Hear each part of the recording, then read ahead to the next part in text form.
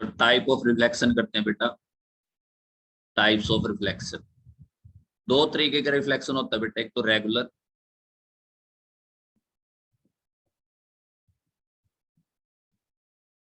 और एक होता है बेटा इरेगुलर।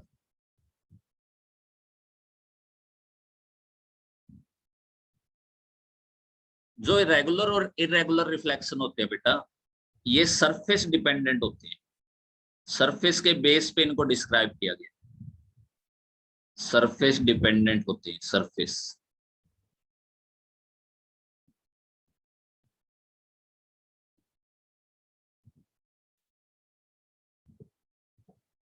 सरफेस के ऊपर डिपेंड करेंगे कि रेगुलर रिफ्लेक्शन हुआ है या इरेगुलर रिफ्लेक्शन हुआ है। अब सरफेस भी दो टाइप का बेटा, कौन कौन सी टाइप का सरफेस है देखिए। एक तो सरफेस ऐसा हो बेटा, प्लेन सरफेस, बिल्कुल स्मूथ सरफेस भी कह सकते हैं, प्लेन सरफेस भी कह सकते हैं। प्लेन से बढ़िया वर्ड स्मूथ ही रहेगा, आप स्मूथ यूज करिए, स्मूथ सरफेस। और एक सरफेस बेटा इरेगुलर, इरेगुलर सरफेस, या यूं कह सकते हैं रफ सरफेस, रफ सरफेस। दो तरीके के सरफेस हो गए बेटा, स्मूथ सरफेस, रफ सरफेस, या इरेगुलर सरफेस भी कह सकते हैं। अब इन दोनों सरफेस में डिफरेंस समझिए, स्मूथ सरफेस में और रफ सरफेस में डिफरेंस क्या। जैसे बेटा यहाँ सोर्स है, एनर्जी का सोर्स है, सोर्स ऑफ एनर्जी है यहाँ पे, ये सोर्स एनर्जी। इससे रे ऑफ लाइट आई और जैसी की जैसी आई थी वैसी की वैसी हमको दिख गई। ऑब्जर्वर यहाँ पे बैठा था,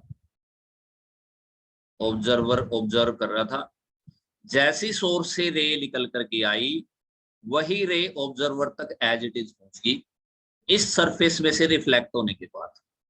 ऐसे सरफेस को बोलते हैं स्मूथ सरफेस। ऐसे सरफेस को क्या बोला जाता है बेटा, स्मूथ सरफेस। जो सोर्स में से लाइट आई वही लाइट सेम सरफेस में से रिफ्लेक्ट होकर ऑब्जर्वर तक पहुंच गई, उसको बोलते हैं स्मूथ सरफेस। जैसे मिरर बेटा, मिरर एक स्मूथ सरफेस है, ठीक है ना, मिरर एक स्मूथ सरफेस है। मैं अलग लिख देता हूं इसको, देखिए ये थोड़ा वो हो गया, मिरर, ठीक है बेटा। रफ सरफेस में से क्या होगा बेटा, देखिए रफ सरफेस का मतलब क्या है। रफ सरफेस अपने आप में एक ऑब्जेक्ट का काम कर देता है। रफ सरफेस अपने आप में एक ऑब्जेक्ट का काम करता है, वो लाइट की प्रॉपर्टी को चेंज रखने की ताकत रखता है। रफ सरफेस अपने आप में एक ऑब्जेक्ट का काम करता है। जैसे ही सोर्स से लाइट आएगी, जैसे ही सोर्स से लाइट आई बेटा, देखिए ये सोर्स था मेरा, यहां सोर्स से लाइट आई। लाइट तो जैसे ऐसे आ रही थी बेटा, मैं और बना लेता हूं इसमें से, देखिए ऐसे, ऐसे लाइट आ रही थी, इस सरफेस पे पड़ी जो रफ था, जिसने ऑब्जेक्ट की तरह काम किया, और इसने लाइट के साथ खिलवाड़ कर दिया बेटे। इसमें से लाइट निकल के क्या हुआ, ये लाइट ऐसी होगी, ये लाइट ऐसी होगी बेटा, और ये लाइट ऐसी होगी। यानी कि लाइट की प्रॉपर्टीज ने क्या कर दी, चेंज कर दी। जिस डायरेक्शन से लाइट हमको आगे दिखनी चाहिए थी, वो डायरेक्शन क्या होगी, चेंज होगी। इसने अपनी प्रॉपर्टी डाल दी ऑब्जेक्ट में, ऑब्जेक्ट ने अपना ही खेल कर दिया। जैसे ये ऑब्जेक्ट है बेटा, इस पे लाइट पड़ी, इसने अपनी प्रॉपर्टी डाली, आपको ऑब्जेक्ट दिख रहा है, ठीक है ना। मैं भी एक ऑब्जेक्ट की तरह हूं, मैं भी एक इरेगुलर सरफेस हूं, मैं भी क्या हूं, रफ सरफेस, आप भी रफ सरफेस हैं। तो रफ सरफेस पे लाइट टकराती है, वो सरफेस अपनी प्रॉपर्टी डालता है, जिसकी वजह से वो लाइट का जो है हिस्सा क्या कर देता है, चेंज कर देता है, और वो ऑब्जेक्ट अपनी प्रॉपर्टी डाल देता है, जिसकी वजह से हमको दिखता है। तो रेगुलर और इरेगुलर में बेस्ट रेगुलर है बेटा, क्योंकि रेगुलर की वजह से हम देख पाते हैं इसको, ऑब्जेक्ट्स को। अगर हमको ऑब्जेक्ट्स देखने हैं तो रेगुलर सरफेस ही क्या है, सॉरी, इरेगुलर सरफेस ही क्या है हमारे लिए इम्पोर्टेंट है। और इरेगुलर सरफेस से होने वाला रिफ्लेक्शन ही क्या कहलाता है? इरेगुलर रिफ्लेक्शन कहलाता है। तो रेगुलर और इरेगुलर रिफ्लेक्शन में इरेगुलर रिफ्लेक्शन हमारे लिए काम का है ज्यादा। ऐसा नहीं है कि रेगुलर काम का ही नहीं है, रेगुलर भी काम का है, ठीक है ना। लेकिन इरेगुलर से हम डेली लाइफ के ऑब्जेक्ट देख पाते हैं, ठीक है ना। तो हम जैसे दिखते हैं ना, जैसे मैं दिखता हूँ आपको, सुबह मान लीजिए स्कूल में देख लिया, आप बाहर मार्केट में देखे, या बाहर आप स्कूल में दिखे, कोई मार्केट में आपको बाहर दिख रहा है, तो वो ऑब्जेक्ट है, आप ऑब्जेक्ट हो। लाइट आप पर पड़ रही है, आप लाइट की प्रॉपर्टी को चेंज कर रहे हो, तभी आप दूसरे को नजर आते हो, ठीक है ना।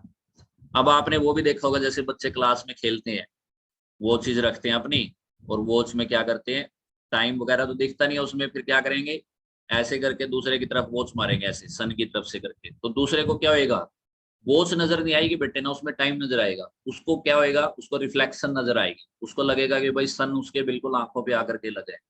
तो हुआ क्या है, सन से जो लाइट पड़ी उसके ऊपर, सरफेस के ऊपर, वो स्मूथ सरफेस है, जो उसके ऊपर लगा हुआ सरफेस है वो कैसा है, स्मूथ। उसने लाइट को क्या कर दिया, ऐसे कैसे रिफ्लेक्ट कर दिया। तो वो सरफेस एक रेगुलर सरफेस या रेगुलर रिफ्लेक्शन उसके अंदर हुआ, ठीक है बेटा। तो इस तरीके से रेगुलर इरेगुलर रिफ्लेक्शन आपको अब समझ में आ गए होंगे, और रिफ्लेक्शन का फिनोमेना भी समझ में आ गया, ठीक है बेटा। जैसा रिफ्लेक्शन स्मूथ सरफेस से होता है, या रिफ्लेक्शन के जो फिनोमेना स्मूथ सरफेस पे और रफ सरफेस पे लगते हैं, वही सेम फिनोमेना कर्ड सरफेस पे भी लगते हैं। कर्ड सरफेस पे भी, जैसे कोई कर्ड सरफेस है, मुड़ा हुआ सरफेस है, मुड़े हुए सरफेस पे अगर रिफ्लेक्शन की बात करें बेटा,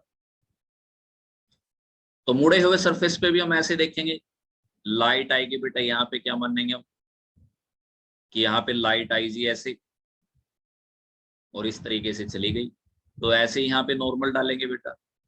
तो सेम फिनोमेना जो इन सरफेस पे लगता है, वही फिनोमेना कर्ड सरफेस पे भी लगता है। रिफ्लेक्शन के वही रूल कर्ड सरफेस एरिया पे भी, सॉरी कर्ड सरफेस पे भी लागू है, ठीक है बेटा। तो मुझे उम्मीद है आपको मजा आया होगा रेगुलर और इरेगुलर रिफ्लेक्शन समझ करके। इरेगुलर रिफ्लेक्शन में क्या करता है, ऑब्जेक्ट अपनी प्रॉपर्टी डालता है जिसकी वजह से वो दिखता है। रेगुलर रिफ्लेक्शन में क्या होता है, ऐसे कैसे सोर्स नजर आता है बेटा, ठीक है ना। और हमारे लिए फायदेमंद दोनों है, लेकिन ज्यादा डेली लाइफ में रेगुलर को हम देख पाते हैं। थैंक यू बेटा।